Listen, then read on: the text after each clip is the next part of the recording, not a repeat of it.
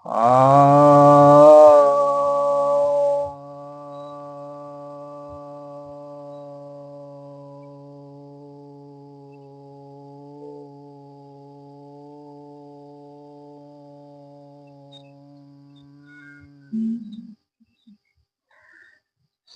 भक्तजनों को सप्रेम नमन।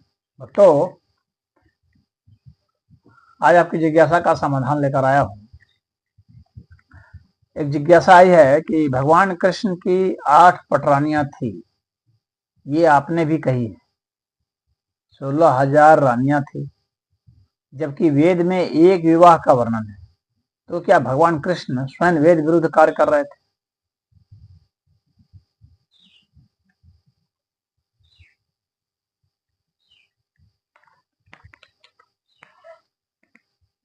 देखिए,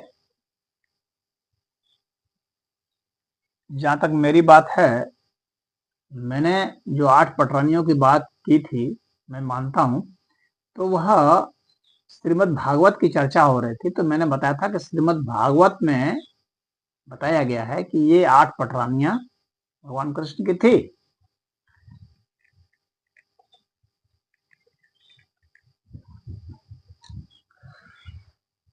तो जो 8 पटरानियां थी, जैसे उसमें है रुक्मणी, जामवंती, सत्यभामा, कालिंदी, मित्र वृंदा, सत्या, भद्रा, लक्ष्मणा, का जिक्र है।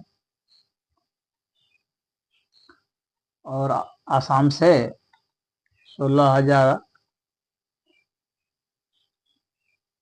लेकर के आए थे राजकुमारियों को, तो उससे फिर विवाह किया था। ये तो श्रीमद् भागवत का वर्णन है। मैंने ये नहीं कहा कि ये सब मतलब थी। ये श्रीमद् भागवत में है। और ये भागवत कब का लिखा हुआ है? बहुत बाद का लिखा हुआ है। जितने भी पुराण है ना, ये मध्यकालीन हैं। ये नहीं है कि इनकी अभी वर्तमान में जो पुराण उपलब्ध हैं, मैं उनकी बात कर रहा हूँ। ये मध्यकालीन की रचनाएं हैं। पुराण तो पहले भी थे, लेकिन उन पुराणों में जो श्लोक थे, उनकी संख्या ये लोग बढ़ा करके जो अभी वर्तमान स्वरूप दिए हैं, ये सब मध्यकालीन में इनका विस्तार हुआ है। और ये विश्वसनीय नहीं है, ये वेद व्यास की रचनाएं नहीं है। ये तो बाद के लोगों ने लिख मारा है, धूर्तों ने, कपटियों ने, और वैसे लोगों ने जो कामी थे, अश्लील थे, उन लोगों ने ऐसे ऐसे रास लीलाएं रच दी हैं, भगवान कृष्ण की छवि को तार तार कर दिया। भगवान कृष्ण की जो कथा है, जो उनका जीवन वृतांत है, वो हरिवंश पुराण में है। तो हरिवंश पुराण में तो ऐसा नहीं लिखा है कि भगवान कृष्ण की इतनी इतनी स्त्रियां थी। और महाभारत है, महाभारत में भी नहीं लिखा है। महाभारत जो है प्राचीन है, हरिवंश पुराणों में सबसे प्राचीन पुराण हरिवंश पुराण। तो ये और नहीं विष्णु पुराण में लिखा है। तो ये जो रचनाएं हैं, श्रीमद् भागवत वगैरह, ये कथा हर जगह चल रहे, भागवत कथा करा रहे हैं, भागवत कथा कर रहे हैं। इससे जो है बेड़ा पार हो जाएगा। भागवत कथा सुन लेने से बेड़ा पार हो जाएगा। इस तरह कथा कथा करके ये जो है पोप लीला चल रही है। ये लोगों को लूटने पीटने का आयाम चल रहा है। महाभारत के अनुसार से भगवान कृष्ण की एक ही धर्मपत्नी थी, और वो थी रुक्मणी। और उनका एक ही बेटा था, और वो था प्रद्युम्न। और वेद के विरुद्ध नहीं थे, क्योंकि वेद में भी एक स्त्री, एक पत्नी का व्रत का जिक्र है। तो भगवान कृष्ण भी वेद के समर्थक थे, वेद के संस्थापक थे। तो वेद विरुद्ध आचरण क्यों करते? ये तो बाद में इन लोगों ने लिख डाला। राधोपनिषद लिख दिया, ब्रह्मवैवर्त पुराण लिख दिया, और कई कई गपोड़ कथाएं लिख दी पुराणों में। उसको बिल्कुल जो है जैसे पॉर्न फिल्में होती हैं, उस तरह से बना दिया। भगवान कृष्ण की छवि को बिल्कुल योगेश्वर से घसीट करके लंपट की स्थिति में ला दिया, कि कपड़ा लेकर के भाग रहे हैं, पेड़ पर चढ़ गए हैं, तो नंगी औरतों को वहां ले जा रहे हैं, कई कईयों के साथ संबंध है, कई कई पटरानियां रानियां हैं, तो इस तरह का उसमें जिक्र आता है। तो कथाओं में इस तरह से जिक्र कर दिया है। और यहां तक कि राधा के नाम से ब्रह्मवत पुराण में लिख करके राधा के मुंह से कहलवा दिया है कि ये कृष्ण लंपट है। राधा के मुंह से यह कहलवा दिया है कि इसको तो गोलोक से भागा देना चाहिए।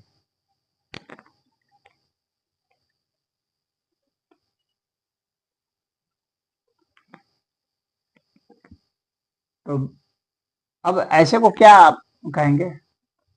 भगवान कृष्ण को ही भगाने की बात कर गोलोक से। ये तो ऐसा है ना कि ये पुराण कुछ तो मुगल काल में लिखे गए, और मुसलमानों ने सोचा कि इतना कुछ करने के बाद भी, मतलब कि हिंदुओं के ऊपर इतना अत्याचार कर रहे हैं, जुल्म कर रहे हैं, टैक्स लगा रहे हैं, जजिया टैक्स लगा रहे हैं, मार रहे हैं, पीट रहे हैं, तो भी ये लोग जो है धर्म नहीं छोड़ रहे हैं, अपना गर्दन दे रहे हैं। ऐसा तो कहीं पाला ही नहीं पड़ा था उन लोगों का। आखिर बात क्या है? तो उन लोगों को लगा कि अच्छा बात यह है कि इन लोगों को धर्म के प्रति बहुत श्रद्धा है, अपने पुरखों पूर्वजों के प्रति बहुत श्रद्धा है। तो इन लोगों ने फिर ऐसा ड्रामा रचा, चलो इनके ग्रंथ को इतना बिगाड़ दो, ऐसा ऐसा इसमें लिख दो। तो उसके लिए उन लोगों ने नियुक्त कर दी। और ये सिर्फ मुसलमानों के समय में नहीं, ये बौद्धों के काल में भी हुआ है। बौद्ध भी बहुत जलते थे, उन लोगों ने भी बहुत सारी चीजें घुसा दी, अश्लीलता, पक्षपात, ये सब घुसा दिया, मांसाहार, सब इन लोगों ने घुसाना शुरू किया। मुसलमानों ने घुसाना शुरू किया। जिन जिन ब्राह्मणों को कन्वर्ट किए थे, जिनका धर्म परिवर्तन जोर जबरदस्ती करवाए थे, तो जोर जबरदस्ती से जो लोग परिवर्तित हो गए थे धर्म, फिर वे वहां क्या करेंगे बैठ के? जब मुसलमान बन गए, जो पंडित विद्वान लोग थे, डर से या लालच से, अधिकतर तो डर से बन गए, कुछ लालच से भी बन गए, तो वे क्या करेंगे वहां बैठ के? तो उनसे कहा कि भाई तुम लोग ग्रंथ ही लिखो, तुम लोग संस्कृत में ही लिखो, और वहां पर जो है उसको प्रदूषित करो, ताकि उनका विश्वास खत्म हो जाए अपने ग्रंथों से, अपने ईश्वर से, अपने महापुरुषों से, जिनको भी आदर्श मानते हैं उनसे खत्म हो जाए उनकी आस्था। इसलिए उन लोगों ने ऐसी रचनाएं रची। तो वहां पर बहुत सारे वो किए, बहुत सारे ऐसी ऐसी बातें लिख डाली कि जिसको बोलने में भी शर्म आती है।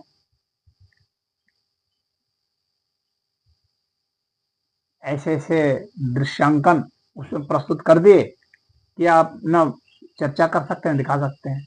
लेकिन आपके कथावाचक जो हैं, आज के कलयुगी कथावाचक, कलयुग के हिसाब से ही जो है वह कथा सुनाते हैं, और लोग बहुत रस से सुनते हैं।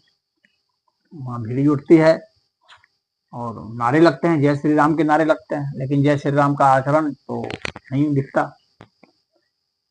तो हम आचरणों से आगे बढ़ सकते हैं, भगवान कृष्ण के उपदेश से, गीता के उपदेश से हम आगे बढ़ सकते हैं। उसी से ही हम जो है अपने जीवन स्तर को उठा सकते हैं, अपने समाज को बचा सकते हैं, और दुनिया के समाज को भी दिशा देने का काम कर सकते हैं। तो भगवान कृष्ण की जो है वो सिर्फ और सिर्फ एक रानी थी, अगर सत्य बात की जाए तो, और वो थी रुक्मिणी, और एक ही पुत्र था, और वह था प्रद्युम्न। बाकी तो फिर कथाएं बनती गई, बहुत संतानें भी, भाई कई कथा बन जाएंगी तो संतानें भी बन जाएंगी, बनाते गए, चलते गए, यही सब होता गया। लेकिन हम लोग प्रमाणिक इतिहास की बात करेंगे ना, जब प्रमाणिकता के, शास्त्र की प्रमाणिकता की बात होगी, तो सिर्फ महाभारत की बात होगी, हरिवंश पुराण की बात होगी। वेद संबंध जो बातें हैं वही बात मानी जाएगी। महाभारत में तो ऐसा नहीं बताया गया है भगवान कृष्ण ने इतनी इतनी शादियां कर ली। तो ये जो है भगवान कृष्ण का विवाह जो है सिर्फ रुक्मिणी से हुआ था, और यह वेद विरुद्ध नहीं है, वेद सम्मत है। भगवान राम का भी विवाह माता सीता के साथ हुआ था। तो माता सीता, माता रुक्मिणी, बस एक वही थी। अब उसके बाद जो है घाल मेल तो बहुत होते गए। तो अगर हमें महाभारत भी देखना है तो क्रिटिकल डिसीजन देखना पड़ेगा, जय संहिता देखनी पड़ेगी, जो वेद व्यास के समय में रची गई थी, 10,000 श्लोकों वाली, तो हमें वहां देखनी पड़ेगी। और भगवान कृष्ण ने वेद विरुद्ध कोई भी कार्य नहीं किया है। बाद में सब घपला घोटाला करने वाले लोगों ने किया है, तो इन सब को मत माने। और जहाँ कहीं भी इस तरह से कथाएं होती है ना, वहाँ अवश्य ही आवाज उठाएं, उनसे प्रमाण मांगे कि महाभारत में प्रमाण दिखाओ, हरिवंश पुराण में प्रमाण दिखाओ, वेद में प्रमाण दिखाओ। ये मुगल कालीन जो रचनाएं हैं, इसको शास्त्र मान करके मत बैठो, उनसे पूछें। बहुत सारे कथा, भागवत कथावाचकों की तो भरमार है, क्योंकि उसी के नाम पर वो शादियां कराते रहते हैं। उसी से जो है वहाँ भगवान की शादी होगी, आज तो कल होगी शादी, तो वस्त्र ले आओ, तो जो है प्रसाद ले आओ, मिठाई ले आओ, तो चढ़ावा चढ़ाओ, ऐसे कमा रहे हैं, धंधा धंधा बना रखा है। इन लोगों ने ही धर्म का असली नाश किया है। मुसलमानों ने, ईसाइयों ने और दूसरों ने नहीं किया है।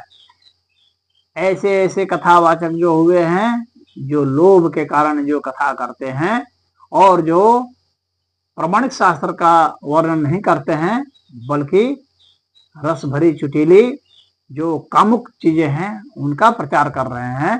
और उनके प्रचार करके, जो कथा सुना करके जो लोगों को पैसा लुटा रहे हैं, इनके पंडालों में लाखों की भीड़ हो रही है, इनके सुनने वाले टीवी चैनल में लाखों लोग हैं, इनके अनुयायी लाखों लोग हैं, लेकिन ये किसी काम के नहीं। ये जो लाखों लोग हैं ना, इनके पास ज्ञान नाम का कुछ भी नहीं है। अगर है तो क्यों ऐसी अज्ञानता वाली बातें कर रहे हैं, और क्यों सुन रहे हैं, क्यों मान रहे हैं? या तो एक धंधा जैसा हो गया है कथा सुनाना, और कथा क्या, गपोड़ कथा सुनाना। भगवान की सही कथा सुनाते तो बात समझ में भी आती, गपोड़ कथा सुना रहे हैं। तो ये जो कथावाचक हैं, इसमें से जो अच्छी कथा सुनाते होंगे वेद सम्मत, वो तो ठीक है, उनके खिलाफ में नहीं बोल रहा हूं मैं यहाँ। लेकिन जो गपोड़ कथा सुना रहे हैं भागवत कथा के नाम पर, तो उनके विरुद्ध में सभी को खड़ा होना होगा, तभी हिंदू समाज बचेगा। अन्यथा आबादी घटती जा रही है और घट जाएगी, क्योंकि ऐसों को धर्म परिवर्तित करना आसान है, जो कि उत्तर ही नहीं दे सके। अब विपक्षी लोग जो हैं, जो विधर्मी हैं, वे तो आपको ऐसे प्रश्न पूछेंगे, आप इन्हीं पुराणों से प्रश्न पूछेंगे कि तुम्हारे कृष्ण तो ऐसे थे, तुम्हारे कृष्ण तो वैसे थे। अब वैसे कृष्ण को कैसे आप डिफेंड करेंगे? अश्लील कृष्ण को हम डिफेंड नहीं कर सकते ना। हम तो योगेश्वर कृष्ण को डिफेंड कर सकते हैं, लेकिन वहां प्रश्न तो योगेश्वर कृष्ण पर नहीं पूछे जाएंगे, क्योंकि विधर्मी आपके स्ट्रॉन्ग पॉइंट पर बहस नहीं करेगा, आपके वीक पॉइंट पर बहस करेगा। तो अपने वीक पॉइंट को खत्म कीजिए। ये सब प्रक्षिप्त अंश हैं, मिलावटी अंश हैं, इनको खत्म कीजिए। और जो आर्ष विद्वान हैं, तो उनको चाहिए कि जो क्रिटिकल एडिशन पेश करें, और पुराणों की वे कथाएं जो प्रमाणिक हैं, जो ऐतिहासिक हैं, और वे प्रसंग और वे सिद्धांत और वे उपदेश जो कि वेद सम्मत हैं, उनको ही असली माना जाए और एक अलग ग्रंथ बनाया जाए, अलग प्रकाशन से उसको प्रकाशित किया जाए, तो ही सनातन धर्म बचेगा। अन्यथा तो ये विकृत से विकृत होता जाएगा।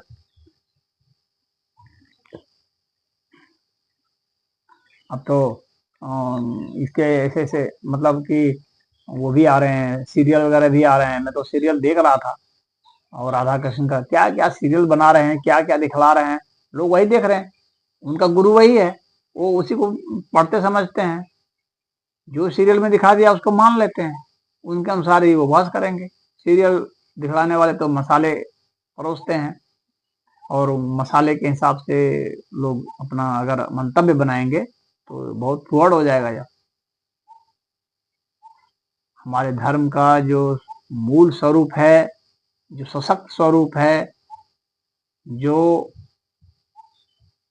कल्याणकारी स्वरूप है, वह छिप जाएगा और जो विकृत स्वरूप है, जो कमजोर पक्ष है और जो पाखंड स्वरूप है, वो सामने आ जाएगा और फिर उसको डिफेंड नहीं किया जा सकता, उसको नकारा जा सकता है। तो जहां भी बहस कथा सुनाने वाले लोग हैं, वहां निश्चित ही प्रश्न करना चाहिए कि ऐसी कथा किस प्रमाण से सुना रहे हो, कहां सुना रहे हो। और ये मुगल कालीन जो है ग्रंथ है, ये भरोसे के कितने हैं? जहां अल्लोपनिषद नाम की रचना रच दी जा रही है, तो वहां तो कुछ भी रचा जा सकता है।